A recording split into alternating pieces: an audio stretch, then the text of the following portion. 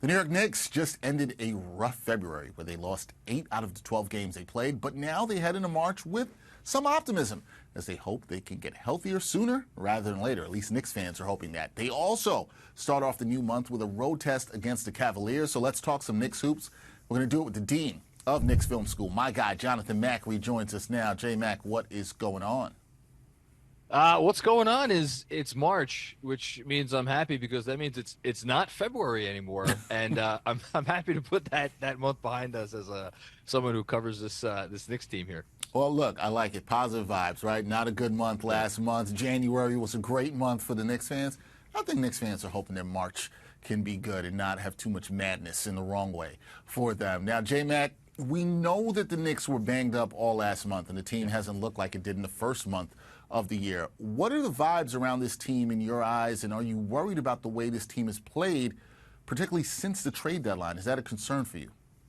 I think the vibes in the locker room are okay, and I'm just taking what Josh Hart said after the last game at his word, where he was like, "Look, we're going out there, we're giving it our all every single night." And look, I know the Knicks went 4-8 in the month of February, but turn on any game and you'll see a team putting forth just an absolute supreme effort. I thought in particular against Golden State the other night, I thought they really left it out there on the floor. It's just they are limited. And, you know, your question is how worried am I? Again, I'm not worried about the team internally, but at some point you do need to look at the standings and look at the teams that are behind them in not only fifth and sixth, but in seventh and eighth. And all of a sudden now, as those teams are bunched up, the play-in or staying out of the play-in really, I think, becomes a little bit more of the goal than perhaps what they may have been thinking about after that hot month of January. Yeah, after that hot month of January, J-Mac, a lot of the talk was, can they make the 2 seed? Can they avoid the Celtics until the conference finals? Now we're talking about them staying alive, staying out of the play-in. So a lot can change in a month, as we have seen. Now, Alec Burks, since he came over in this trade, he's really struggled shooting the ball since returning to the Knicks after the trade deadline. How concerned are you about his performance right now? You know, I mean, it's been less than 10 games, so, you know, I always am leery about going too crazy about anything without at least a 10-game sample size. That said, I mean, I think he's at 31 or so percent from the field, right around the same from deep.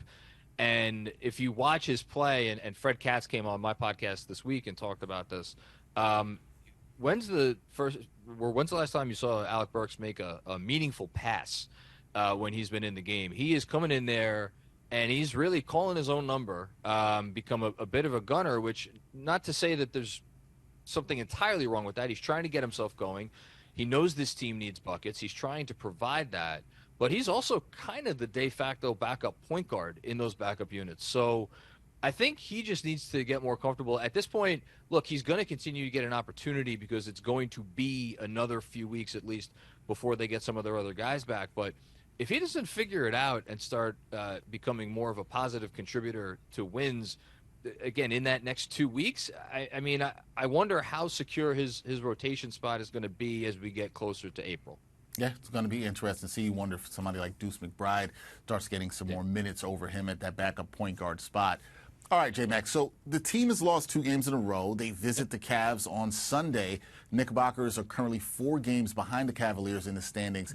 How big of a game is this for the Knicks to get this month started off right, and what are the keys to them getting a win on Sunday against the Cavs?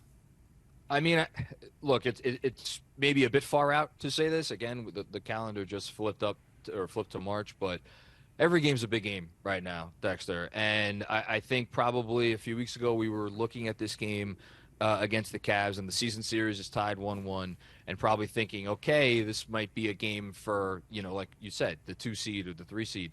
At this point, they just need to rack up wins. I mean, the Cavaliers, for anybody who may not have been paying close attention, they are the best team in basketball, or tied with the Celtics for the best record in basketball, I should say, since January 1st. That's a span of now 2 months.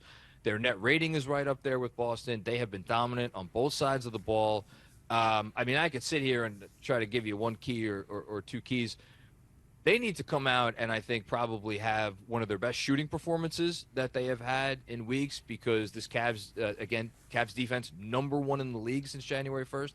The only way you're beating them is if you have a hot shooting night from outside. And then they're the 6th best shooting team in terms of effective field goal percentage since January 1st. And the thing that, again, it's kind of been sneaky here. What have the Knicks struggled with the most over these last 2-3 weeks? They've been one of the worst defenses in the league. So, I mean, there are no shortage of challenges as they go into this game on Sunday evening. Yeah, you're going to have to play some defense. Going to have to, who knew, make some shots. That might help the Knicks as well, too, against the Cavs. Now, last thing, you talked about the fact that they need to get wins. Following the Cavs game, the Knicks, they have a 4-game homestand that wraps up with a baseball series with the Sixers. As the team attempts to get healthier, what are you keeping your eye on with the Knicks over these first 5 games, putting the Cavs game in that one, too, of this month? What are you keeping your eye on? Can you find a way to get 3 wins? I know I sometimes I bring some hard-hitting analysis. This ain't one of those times, Dex. This is one of those times where it is triage mode for this team. I think the hope has to be, based on the recent reporting, that OG Anunoby will be back at the latest for that West Coast road trip that comes after these next 5 games. Where if you could get OG back, he's such a big piece. He's going to walk into 35 minutes a night, I would imagine, if he's feeling up to it. You have to get to that point in one piece. So you want to say 3 wins out of these next 5 should be the goal. You want to say 2 wins out of these next 5 should be the goal. Something in that one of those 2. Like you can't go 1-4, basically, to make a long story short. Yeah, going 1-4 would be disastrous. Knicks fans want to see the team get off to a better start this month, 3-2 in those first 5 games. I think a lot of Knicks fans would actually sign up for that, because if not, you know this well, J-Mac, they will be hitting the panic button for sure. Oh, yes. We will see that. That is Jonathan Macri, the dean of Knicks Film School, always doing a great job breaking down some Knicks basketball with me. J-Mac, be well. We'll talk soon. Always a pleasure, Dex. Thanks for having me on. Anytime.